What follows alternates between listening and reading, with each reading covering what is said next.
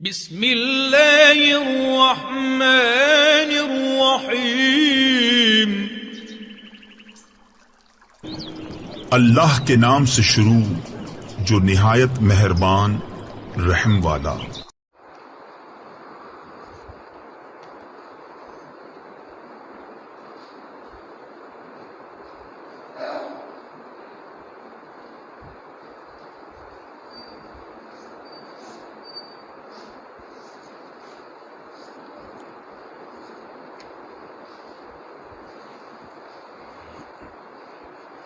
اعوذ باللہ من الشیطان الرجیم بسم اللہ الرحمن الرحیم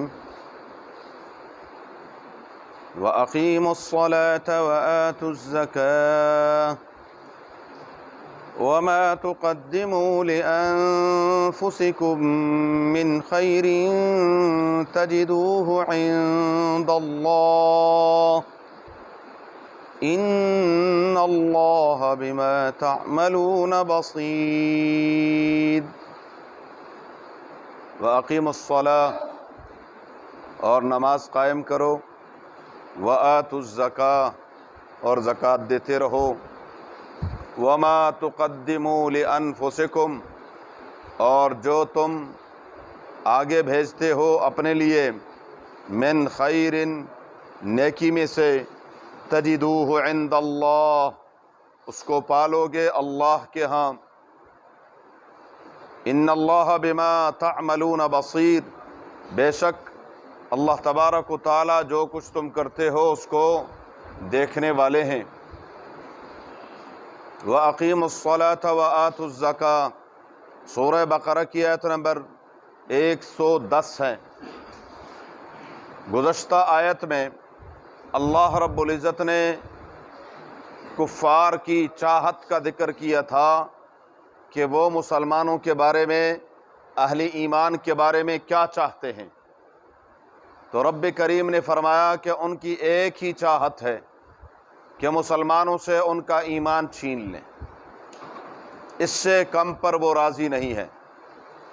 ایک ہی مقصد ہے کہ جیسے وہ گمراہ ہیں ایسے ہی مسلمان بھی نعوذ باللہ گمراہ ہو جائیں، جیسے یہ خیر سے محروم ہیں ایسے ہی مسلمان بھی محروم ہو جائیں۔ آج کی آیت میں اللہ رب العزت نے اس سے، کفار سے بچنے کا راستہ اور طریقہ بتا دیا کہ ان سے بچیں گے کیسے، وہ تو یہی چاہتے ہیں۔ اب اپنے ایمان کی حفاظت کیسے کرنی ہے، وہ ہم سے ایمان پر ڈاکہ ڈالنا چاہتے ہیں، اس کی حفاظت کے لیے رب العالمین نے فرمایا وَأَقِيمُوا الصَّلَاةَ نماز قائم کرو، نماز قائم کرو، اس سے اللہ کے ساتھ تمہارا تعلق مضبوط ہو جائے گا، کیونکہ نماز یہ شریعت کا واحد ایسا حکم ہے جو اپنے اصل کے اعتبار سے عبادت ہے۔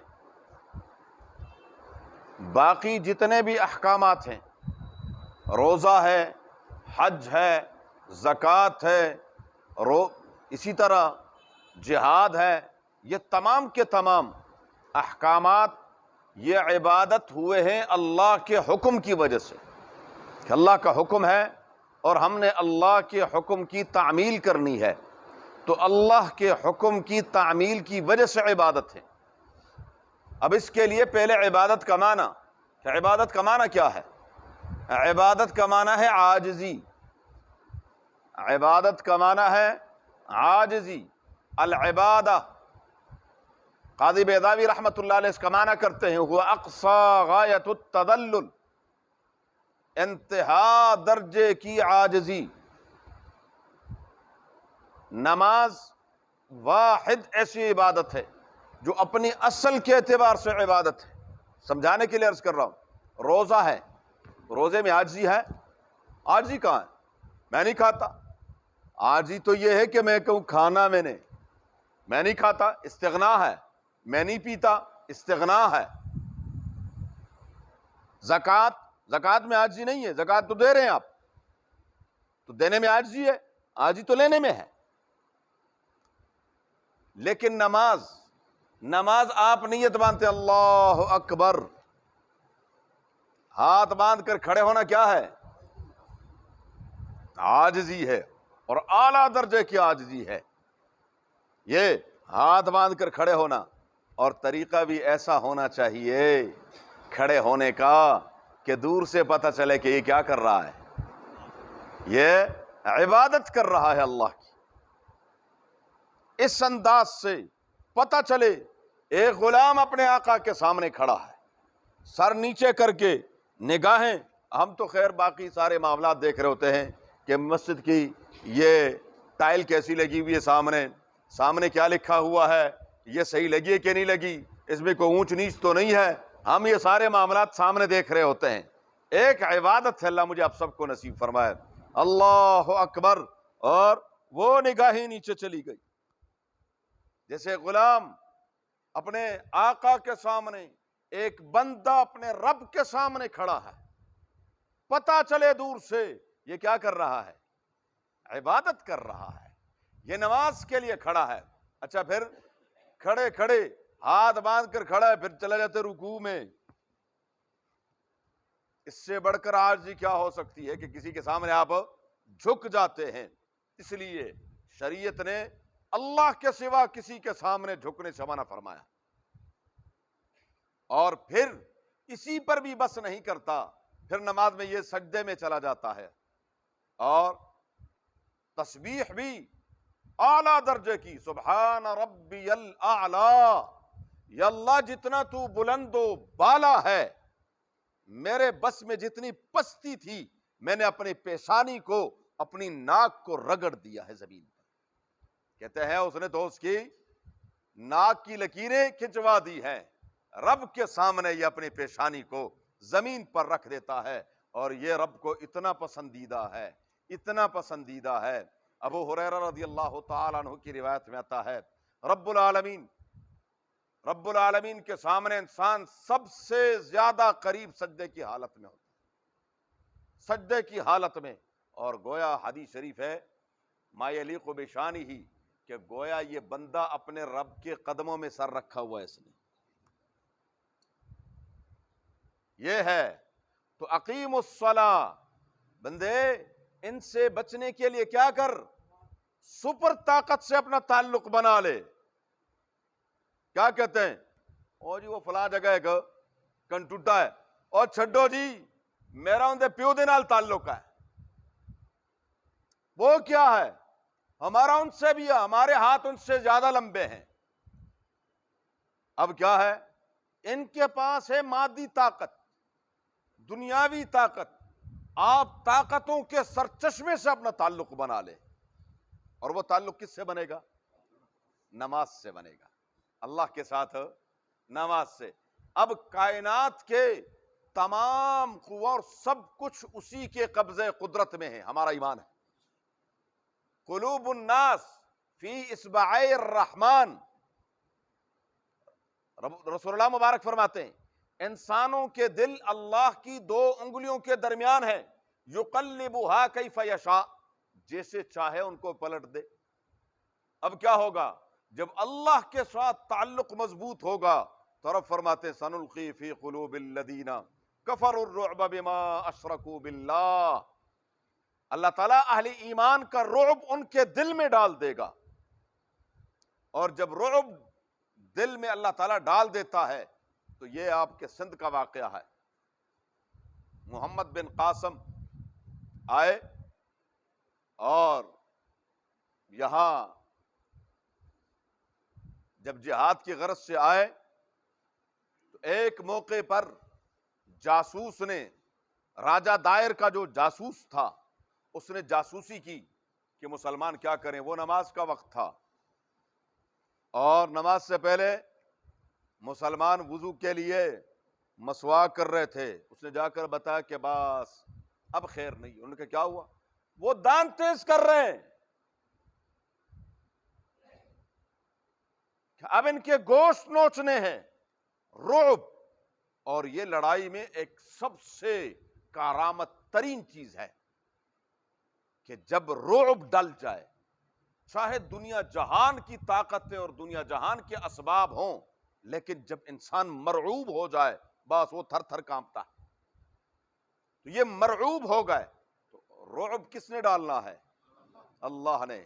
لیکن ادھر صورتحال یہ ہے کہ بس صرف فرق اتنا ہے کہ مسلمان کی وردی کچھ اور ہے اور ہندو کی وردی کچھ اور ہے۔ ادھر بھی نماز کا ٹائم آتا ہے کچھ نہیں معلوم، ادھر بھی نماز کا ٹائم آ رہا ہے کچھ نہیں معلوم، تو پھر اللہ تعالیٰ کی مدد کیسے شامل حال ہوگی؟ نام سے نہیں، کام سے ہوتا ہے۔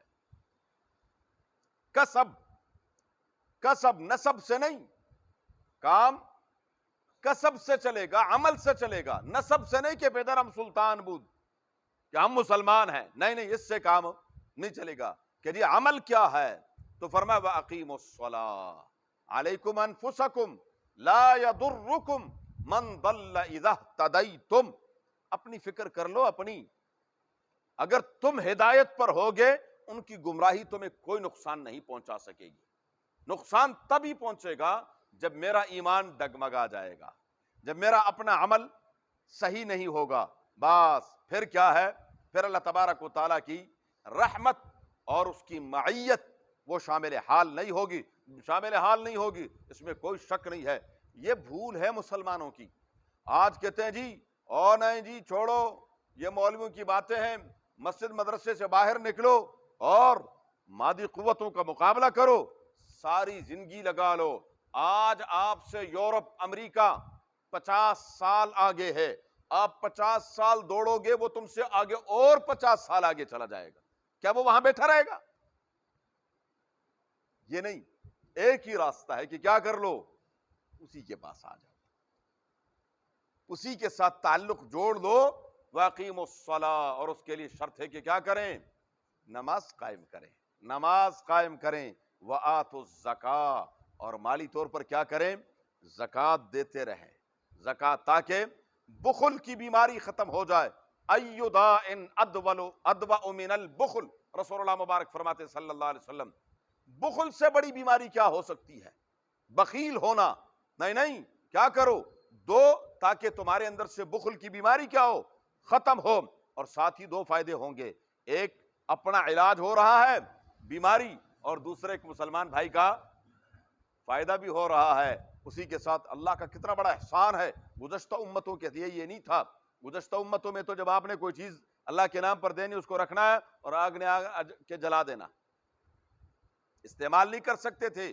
اللہ نے آسانی فرمایا نہیں، اپنے ہی بھائی کو دے دو، اپنے، اور جتنا قریبی ہوگا اتنا ہی ثواب زیادہ ہی ہوگا۔ فرمایا وَأَقِيمُوا الصَّلَاةَ وَآتُوا الزَّكَاةَ، اور یاد رکھو وَمَا تُقَدِّمُوا لِأَنفُسِكُم مِّن خَيْرٍ تَجِدُوهُ عِندَ اللَّهِ، تم جو کچھ بھی آگے بھیجو گے اللہ کے ہاں پالو گے، کوئی چیز ضائع نہیں ہوگی۔ مَا عِندَكُمْ يَنْفَدُ وَمَا عِندَ اللَّهِ بَاقٍ، جو تمہارے پاس فانی، جو اللہ کے ہاں چلا گیا وہ کیا ہے؟ باقی ہے، ہمیشہ کے لیے۔ ایک موقع پر رسول اللہ مبارک تشریف لائے تو حضرت ام سلمہ رضی اللہ تعالی عنہا کے ہاں بکری ذبح ہوئی تھی، تو گوشت پیش کیا گیا کھانے کے وقت، تو رسول اللہ مبارک نے فرمایا کہاں سے ہے؟ فرمایا حضور بکری ذبح کی تھی اور اس کا کیا ہے، یہ تھوڑا سا گوشت بچا ہوا ہے اور باقی ہم نے دے دیا۔ نہیں، فرمایا یہ جو ہم نے کھا لیا، جو دے دیا وہ باقی ہے، جو دے دیا وہ ہے باقی، یہ تو ہم نے کھا لیا، پی لیا، ختم ہو گیا، اور جو دے دیا تجدوہ عند اللہ، اللہ کے ہاں پالو گے۔ ان اللہ بما تعملون بصیر، اللہ تبارک و تعالی جو کچھ تم کرتے ہو اس کے سامنے ہے، اس سے کوئی چیز پوشیدہ نہیں ہے۔ وقالوا لن يدخل الجنة الا من كان هودا او نصارى، اہل کتاب کے آگے کیا کیا آرزوئیں ہیں ان کا ذکر اللہ نے کیا۔ انشاءاللہ زندگی رہی تو پھر اللہم صلی اللہ علیہ وسلم کما صلیت علی ابراہیم وعلی آل ابراہیم انک حمید مجید، اللہم بارک علی محمد وعلی آل محمد کما بارکت علی ابراہیم وعلی آل ابراہیم انک حمید مجید، اللہم ارحمنا بالقرآن العظیم، اللہم ارحمنا بالقرآن العظیم، اللہم ارحمنا بالقرآن العظیم واجعلہ لنا اماما ونورا وہدا ورحمتا یا رب العالمین، اللہم ذکرنا منہ ما نسینا وعلمنا منہ ما جہلنا وارزقنا تلاوته آناء الليل وأطراف النهار واجعله لنا حجة يا رب العالمين. اللهم نور قلوبنا بالقرآن وزين أخلاقنا بالقرآن ونجنا من النار بالقرآن وادخلنا الجنة بالقرآن. اللهم حصل مرادنا ويسر أمورنا، اللهم حصل مرادنا ويسر أمورنا، اللهم حصل مرادنا ويسر أمورنا بجاه حبيبك المصطفى ونبيك المرتضى صلى الله عليه وآله وأصحابه أجمعين برحمتك. جزاكم الله في الدارين.